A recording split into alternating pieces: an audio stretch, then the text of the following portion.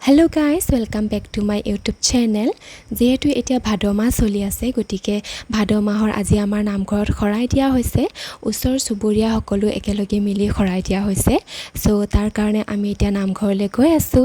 আৰু লগত মোৰ এফালে বা আছে আৰু এফালে লগৰ এজনী আছে মাহত ৰাতিপুৱাই গল নামঘৰলৈ আৰু এফালে মই ধুনিয়াকৈ হোৱাইট কালাৰৰ চাদৰ মেখেলা এযোৰ পিন্ধি ললো আৰু এয়া আমি নামঘৰ পালোহি আৰু আমাৰ গাঁৱত থকা নামঘৰ কেইটা হৈছে জুৰিয়া নামঘৰ বহুত কম দেখা পোৱা যায় বুলি কয় আৰু সকলোৱে কয় যে জুৰিয়া নামঘৰত চাকি দি সেৱা কৰিলে মনৰ কামনা পূৰণ হয় বুলি